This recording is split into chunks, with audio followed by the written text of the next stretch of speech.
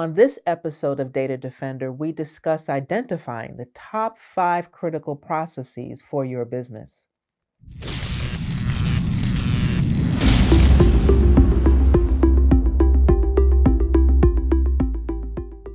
Hi, my name is Renee Jones, owner of Defense in Depth. Welcome to Data Defender, where our mission is to drive growth and revenue by reducing your vulnerabilities and risk and implement cybersecurity best practices.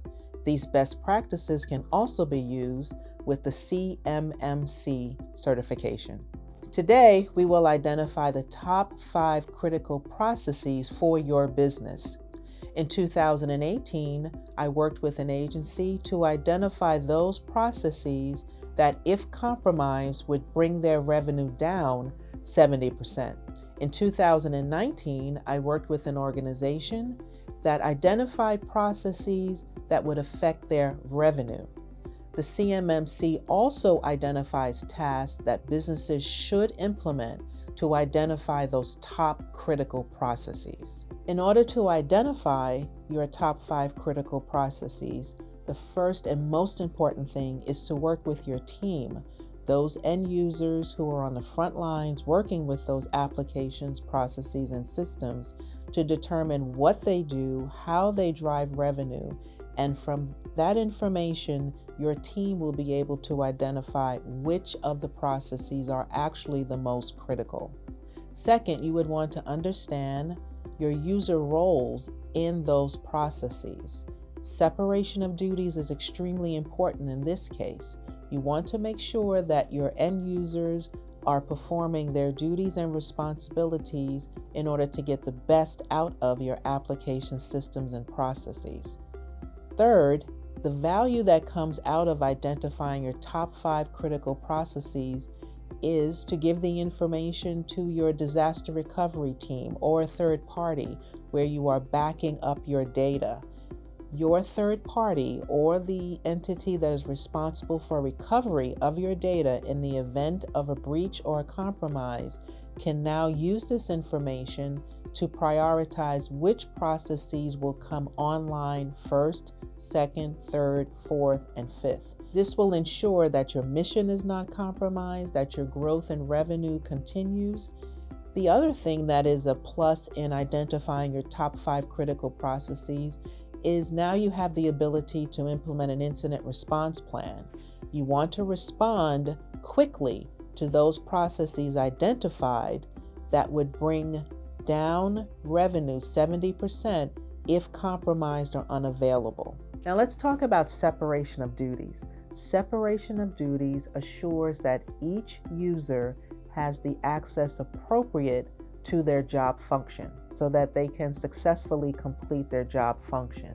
It may be easier to give everyone complete and total access so that you will not have to grant access later on, but down the road, this could lead to insider threat, disgruntled employee, end users downloading malware from the internet, intentionally or unintentionally, but having access, full access, granted to all persons is not in the best interest of your business. Separation of duties increases accountability for the person assigned to that role, because only that person who is assigned to perform that task should have access in order to complete that task. Separation of duties also prohibits unchecked access to hardware and software. If everyone is not allowed to make configuration changes on the hardware or the software, then you're in a better position to protect your data and revenue. The CMMC also requires that businesses institute separation of duties so that roles are defined and that no one is stepping outside of their lane in order to perform another function.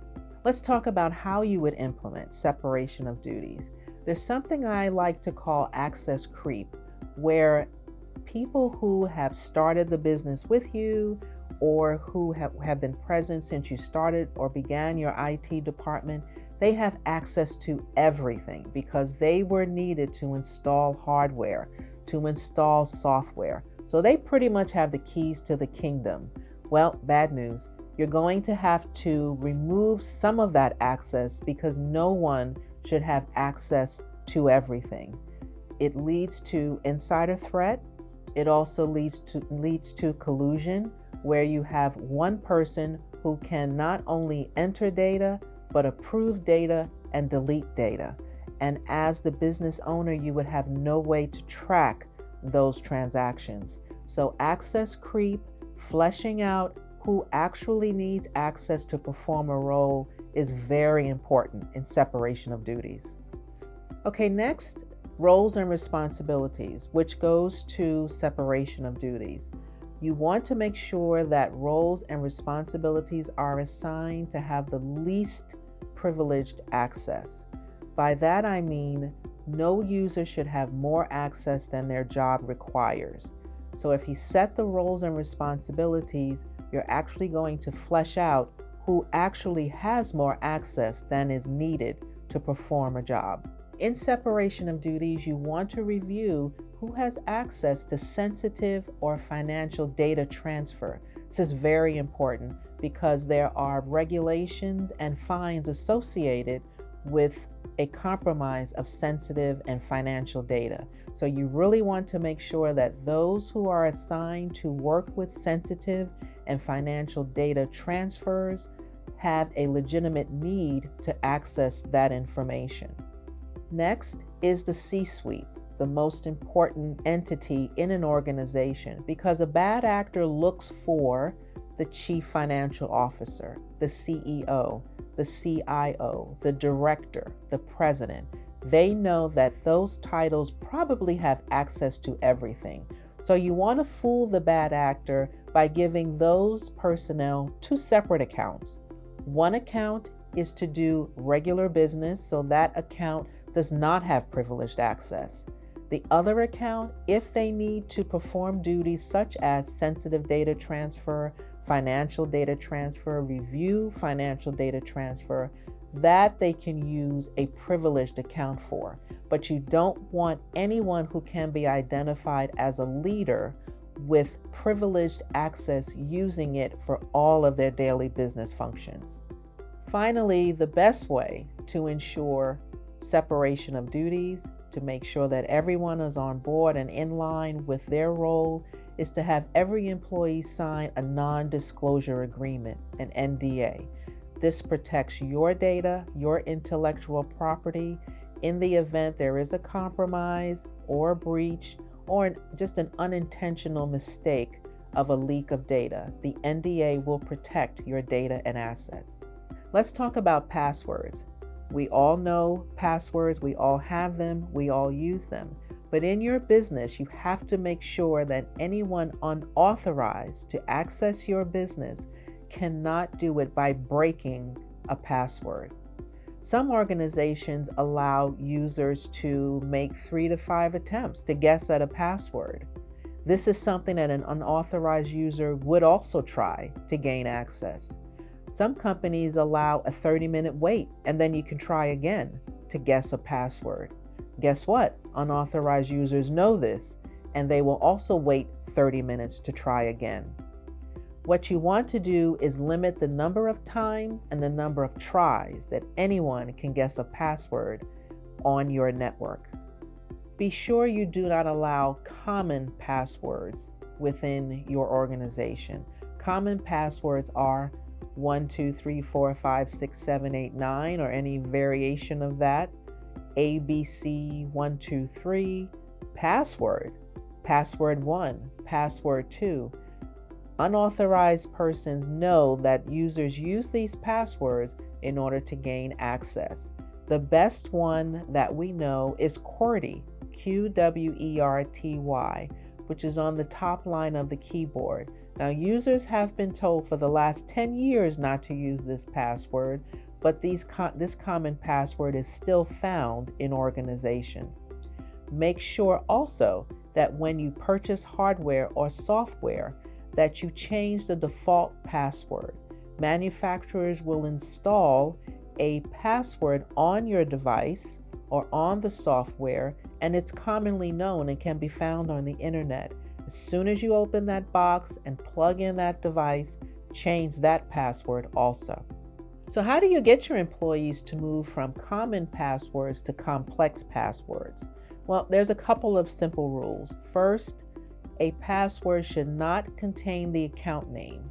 So my password would not contain my name, Renee. Second, any password created by a human should have an 8-character minimum, combination of numbers, letters, special characters, but 8 characters is the minimum. And I'll tell you later how to make that password easy to remember so you don't have to write it down, which is another no-no in passwords. If a machine is generating a password, that password should have a 6-character minimum. So remember when you took that device out of the box or installed that software, that manufacturer password should have a 6-character minimum. Third, and my favorite, is to create passphrases. Passphrases are different from passwords because it is so unique to the individual that it's very hard to guess. A passphrase would be your favorite day, favorite color, favorite number. You take all of that information and substitute letters, numbers, characters that only you would recognize. A bad actor or an unauthorized user would not figure out that long passphrase of favorite day, favorite color, favorite number. And even if they could figure out, well, that may be a Wednesday, they'd still have to figure out the special characters that you use to substitute an E, a D, and an A. Well, that's all we have for today's episode. If you'd like to contact me, you can find me at Renee Jones on all social media or #DataDefender. Until next time,